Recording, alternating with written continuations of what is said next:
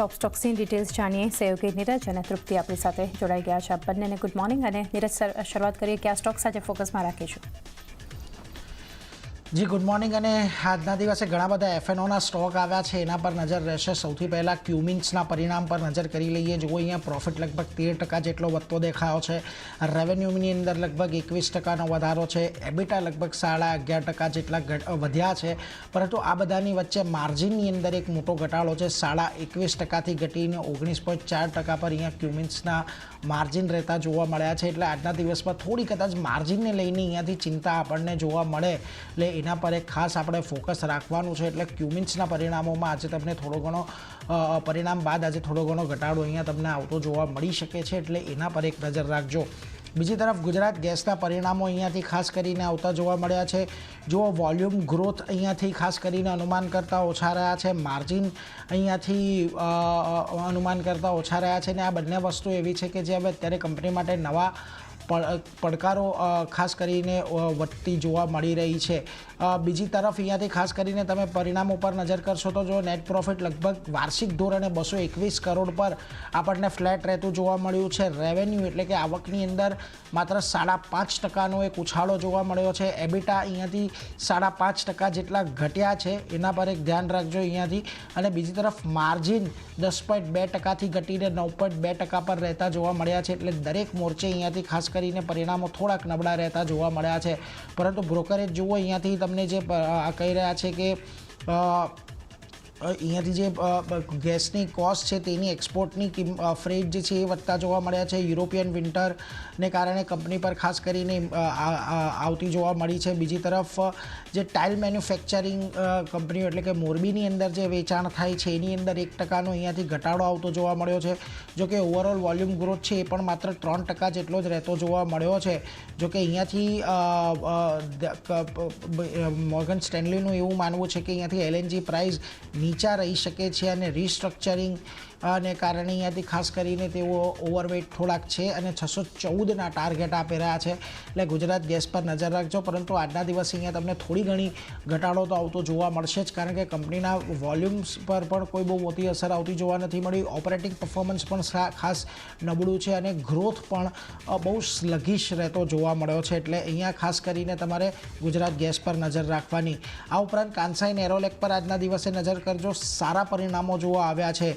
150 કરોડની નફો હતો ગયા વર્ષે, એની સામે આ વખતે લગભગ 680 કરોડનો નફો અહીંયાથી આપણને થતો જોવા મળ્યો છે. રેવન્યુમાં જો કે કોઈ બહુ મોટો વધારો નથી, માત્ર સામાન્ય વધારો આપણને રેવન્યુમાં જોવા મળી રહ્યો છે. એટલે આ જે નફાનો આંકડો છે એને એ રીતે પણ જોવો જોઈએ કે કોઈ એક વારનો કોઈક બહુ મોટો લાભ કંપનીને થયો હોય જેને લઈને નફામાં આપણને ઉછાળો જોવા મળ્યો હોય. પરંતુ ઓપરેટિંગ નંબર્સ ખાસ કરીને જોઈ લો. એબિટા 3.7% જેટલા ઘટ્યા છે ને આ ખરાબ સમયની અંદર પણ કંપનીના માર્જિનની અંદર ઘટાડો આવ્યો છે, પરંતુ એવો કોઈ બહુ મોટો ઘટાડો નથી આવ્યો. 12.7%થી માત્ર 12.2% પર માર્જિન આપણને ખાસ કરીને રહેતો જોવા મળ્યો છે. જોકે અહીંયાથી મોર્ગન સ્ટેનલી પણ એ જ કહી રહ્યું છે કે ટોપ લાઇન અહીંયાથી અનુમાન મુજબનું રહેતું જોવા મળ્યું છે, પરંતુ માર્જિન ખાસ કરીને અનુમાનથી સારા રહેતા જોવા મળ્યા છે. એટલે હજી અહીંયાથી વધારે ઘટાડાનું અનુમાન હતું માર્જિનમાં, જે ઓછો ઘટાડો આવ્યો છે. અને ખાસ કરીને કંપનીએ અહીંયા 35 વર્ષ પછી અનુજ જૈન કરીને એમના જે એમડી છે એમનો એક નિવૃત્તિ જાહેર કરી એવી તેમણે વાત કરી છે. એટલે અહીંયાથી જો મોર્ગન સ્ટેનલી થોડા અંડરવેઇટ છે અને 250ના ટાર્ગેટ તેઓ આપી રહ્યા છે. તો કે જે પ્રકારના નંબર છે આજના દિવસે તમને ચોક્કસથી કાન્સાઈ નેરોલેકમાં થોડો ઘણો ઘટાડો આવતો જોવા મળી શકે છે. આ ઉપરાંત સ્વિગીના પરિણામો આપણને આવતો જોવા મળ્યા. અને ખાસ કરીને જુઓ આજે સ્વિગીની અંદર તમને ઘટાડો આવતો એટલા માટે પણ જોવા મળશે. ગયા વખતે 574 કરોડની ખોટ હતી, આ વખતે ખોટ વધીને 800 કરોડની આપણને ખાસ કરીને થતી જોવા મળી રહી છે. એટલે એક તરફ જ્યારે કંપની લિસ્ટિંગ માટે કહી રહી હતી કે અહીંયાથી આવનારા 1.5 વર્ષની અંદર તેઓ પ્રોફિટેબલ થઈ શકે છે, ત્યારે હજી એમની ખોટની અંદર વધારો થતો જોવા મળી રહ્યો છે. જોકે આવક ગ્રોથ અહીંયાથી જુઓ 31% રહેતો જોવા મળી રહ્યો છે. અને બીજી તરફ એબિટા લોસ એમને ખાસો એવો થયો છે. 525 કરોડનો એબિટા લોસ હતો, જે વધીને 725 કરોડ પર ખાસ કરીને પહોંચતો જોવા મળી રહ્યો છે. એટલે અહીંયાથી ઓપરેટિંગ પરફોર્મન્સ પણ ઘણું જ નબળું રહેતું જોવા મળી રહ્યું છે. જો અહીંયા ક્વિક કોમર્સની અંદર એક સારો ગ્રોથ છે, રેવન્યુની અંદર લગભગ ઓલમોસ્ટ 114%, એટલે કે 2 ગણી અહીંયાથી ક્વિક કોમર્સની રેવન્યુ થઈ છે. પરંતુ અહીંયા એબિટા લોસ પણ ખાસો વધતો જોવા મળ્યો છે, 310 કરોડની સામે 528 કરોડ પર છે. ફૂડ ડિલિવરી રેવન્યુ અહીંયાથી 23.5% પર રહેતું જોવા મળ્યું છે. જો કે અહીંયા ઓપરેટિંગ લેવલ પર તેઓ ખાસ કરીને ફૂડ ડિલિવરી બિઝનેસમાં અત્યારે પોઝિટિવ છે, પરંતુ ઓવરઓલ કન્સોલિડેટેડ લેવલ પર તેમને હજી પણ ખોટનો સામનો કરવો પડી રહ્યો છે. બીજી તરફ અહીંયાથી એક આંકડો એ પણ ધ્યાનમાં રાખવો કે તેમને જે બ્લેક સ્ટોરની તેઓ ખાસા સમયથી વાત કરી રહ્યા હતા. આપણે જ્યારે અગાઉ પણ ઇન્ટરવ્યૂ કર્યો હતો સ્વિગીનો, ત્યારે તેઓ આ બધી ચર્ચા કરતા હતા. જે બ્લિંકિટ જેવા પ્લેટફોર્મ છે કે ઝોમેટો જેવા પ્લેટફોર્મ છે, એનાથી આ બ્લેક સ્ટોરનું વિસ્તરણ પણ થોડુંક ધીમું રહ્યું છે, જેને લઈને કદાચ આજે તમને અહીંયા દબાણ આવતું જોવા મળી શકે. જો કે હજી પણ જુઓ, CLSA આઉટ પરફોર્મનો કોલ આપી રહ્યા છે, 750 ટાર્ગેટ આપી રહ્યા છે. એમનું કહેવું છે ફૂડ ડિલિવરીમાં સારો ગ્રોથ છે, પરંતુ ક્વિક કોમર્સની અંદર હજી પણ એક પડકાર છે.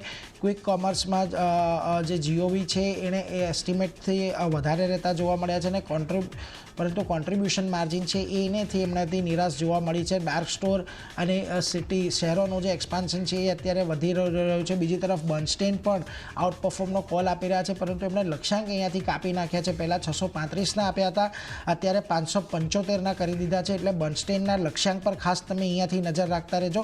575ના અહીંયાથી લક્ષ્યાંક બર્નસ્ટેઇનની અંદર છે. એટલે આ બંને પર અહીંયાથી ભલે આજે પરિણામો થોડા ખરાબ રહેતા જોવા મળ્યા છે, પરંતુ ઓવરઓલ એક બ્રોકરેજ રિપોર્ટ અહીંયાથી પોઝિટિવ છે, એટલે એના પર એક નજર રાખતા રહેજો.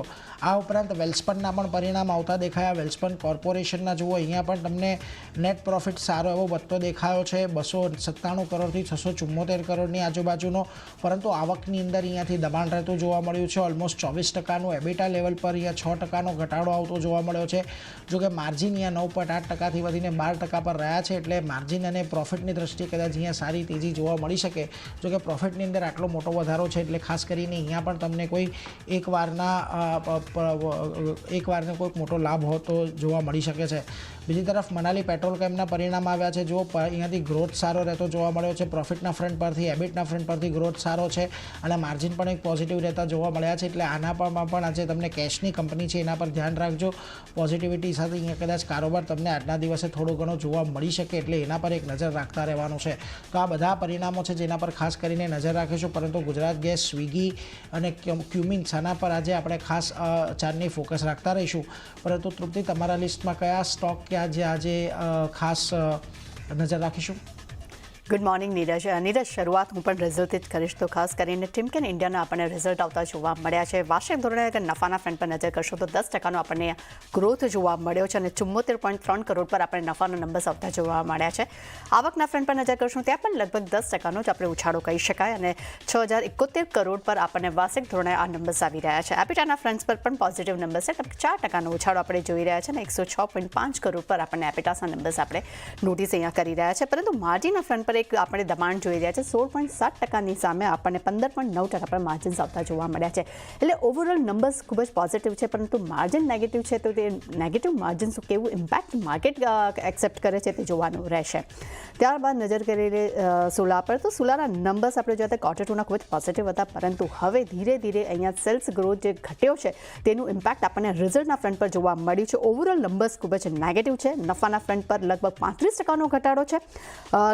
28 કરોડ પર આપણને વાર્ષિક ધોરણે નફો અહીંયા આવતો જોવા મળ્યો છે. આવકના ફ્રન્ટ પર નજર કરશું ત્યાં પણ લગભગ 1.5%નો ઘટાડો જ આપણે જોઈ રહ્યા છે. 203 કરોડની સામે 200 કરોડ પર આપણને આવક જે છે તે આવતી જોવા મળી રહી છે.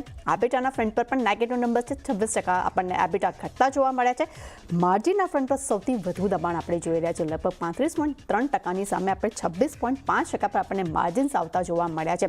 એટલે ખાસ કરીને સોલામાં જે સેલ્સ ગ્રોથ ઘટ્યો છે તેનું ઇમ્પેક્ટ જે છે તે આજે આપણને રિઝલ્ટના ફ્રન્ટ પર જોવા મળી રહ્યું છે. અને ગઈકાલે આપણે જોઈ રહ્યા છે કે આ કાઉન્ટરમાં સારી એવી તેજી સાથે આપણને પોઝિટિવ ઝોનમાં કારોબાર કરતો જોવા મળ્યો હતો, અને બંધ પણ પોઝિટિવ થયા હતા. પરંતુ આજે રિઝલ્ટ્સ ખૂબ જ નેગેટિવ આવ્યા છે. તો જોવાનું રહેશે કે આવું કેવું ઇમ્પેક્ટ થાય છે. ત્યારબાદ ઇન્ફો એજ પર નજર કરીએ. અહીંયા ખાસ કરીને કોન્ટ્રીબ્યુશન કરાર કંપનીએ કર્યા છે. કંપનીએ IE વેન્ચર ઇન્વેસ્ટમેન્ટ ફંડ 3 સાથે તેમને કોન્ટ્રીબ્યુશન કરાર કર્યા છે. તેમને 1000 કરોડથી વધુના ફંડના રોકાણ માટે અહીંયા કરાર કરવામાં આવ્યા છે. એટલે ઓવરઓલ ખૂબ જ પોઝિટિવ સમાચાર છે, પરંતુ તેના પર એક બ્રોકરેજ રિપોર્ટ આવ્યો છે. તેમાં બર્નસ્ટેન્ડના રિપોર્ટ્સ મુજબ અહીંયા આઉટ પરફોર્મ કોલ્સ આવતા જોવા મળ્યા છે. લક્ષ્યાંક 8690 રૂપિયા પ્રતિ શેર કર્યા છે. તેમનું માનવું છે કે રિક્રુટમેન્ટ સેગમેન્ટમાં એક સતત સુધારો જોવા મળ્યો છે અને લાસ્ટ 2 ક્વાર્ટર્સથી ખાસ કરીને રિક્રુટમેન્ટ સેગમેન્ટ છે તેમાં ડબલ ડિજિટ ગ્રોથ જોવા મળ્યો છે, અને જેમાં IT અને નોન IT આ બંને જ વિસ્તાર છે ત્યાં સારા એવા નોકરીઓ જે છે તે વધી છે, જેને કારણે કરીને ખાસ કરીને આ કાઉન્ટર માટે એક પોઝિટિવ વ્યૂ આપણને બ્રોકરેજ રિપોર્ટ પણ જોવા મળી રહ્યા છે. એટલે કાઉન્ટર પણ ફોકસમાં જોવા મળી શકે છે. ત્યારબાદ અલ્ટ્રાટેક સિમેન્ટ પર નજર કરીએ. આ ક્ષમતા વિસ્તારની આપણને સમાચાર આવતી જોવા મળ્યા રહ્યા છે. ખાસ કરીને પશ્ચિમ બંગાળના સોલર બાંગ્લા યુનિટમાં અહીંયા કંપનીએ પોતાની ક્ષમતા વધારી છે, અને ખાસ કરીને એ પણ જણાવ્યું હતું કે આ યુનિટમાં કંપની જે છે તે વ્હાઇટ સિમેન્ટનું મેન્યુફેક્ચરિંગ વધારે કરે છે. અને એટલું જ ને, અગર ક્ષમતા વિસ્તારની વાત કરું તો 0.6 MTPA એ ગ્રાઇન્ડિંગ ક્ષમતા અહીંયા તેમને વધારી છે. આ કાઉન્ટર પણ ખાસ આજે ફોકસમાં જોવા મળી શકે છે. ત્યારબાદ નજર કરી લઈએ ખાસ કરીને 3 અલગ અલગ કંપનીઓને અહીંયા ડિમાન્ડ નોટિસ મળતી જોવા મળી છે. પહેલું છે BPCL, જેમને ચંદીગઢ કમર્શિયલ ટેક્સ અધિકારી પાસેથી ડિમાન્ડ નોટિસ મળી છે. ખાસ કરીને કોચી પાસેથી GST માંગની ખોટી વસૂલાત અંગે પણ અહીંયા નોટિસ મળી છે, અને ઇમ્પોર્ટ ટેક્સ ક્રેડિટની મંજૂરી ન આપવા આનો પણ તેમને કંપનીને અહીંયા આદેશ આપવામાં આવ્યો છે. ઓવરઓલ પેનલ્ટી સાથે કંપનીને 20.35 કરોડની નોટિસ આપણી સમક્ષ આવતી જોવા મળી રહી છે. એટલે આ કાઉન્ટર આજે ખાસ કહી શકાય કે કદાચ દબાણમાં જોવા મળી શકે છે, પરંતુ સામે ક્રૂડ ઓઇલના પ્રાઇસ ઘટ્યા છે, એટલે હવે જોવાનું રહેશે કે આ કાઉન્ટર કેવી રીતે રિએક્શન આપે છે. ત્યારબાદ ઇન્ટરગ્લોબ એવિએશન પર નજર કરી લે કે ઇન્ડિગો અહીંયા પણ ડિમાન્ડ નોટિસ મળતી જોવા મળી છે. તેમને 2 GST ઓર્ડર્સ મળ્યા છે 115.9 કરોડના. અને ત્રીજું કાઉન્ટર છે APL અપોલો. અહીંયા પણ કંપનીને FY 18 માટે 28 કરોડનો GST ડિમાન્ડ અને પેનલ્ટી ઓર્ડર્સ અહીંયા મળતું જોવા મળી રહ્યો છે. અને છેલ્લે મારા તરફથી છે BSEના ઘણા બધા કેશ કંપનીઓના રિઝલ્ટ જે છે આવી ચૂક્યા છે, જેના પર આપણે ખાસ નજર રાખીશું કે કેવી રીતે રિએક્શન આપે છે. તમે સ્ક્રીન પર જોઈ શકશો. અને દરેક કેશ કંપનીઓ પર આજે આપણે સારું એક્શન રિઝલ્ટ બાદ જોવા મળી શકે છે. એટલે ખાસ કરીને ચાંદની, મેં અને નીરજે ઘણા બધા શેર્સ તમારી સાથે ડિસ્કશન કર્યા છે, પણ જેટલા પણ રિઝલ્ટ છે તેના પર હવે કેવું ઇમ્પેક્ટ આવે છે તેના પર ખાસ નજર રાખીશું. જી, તો આ બધી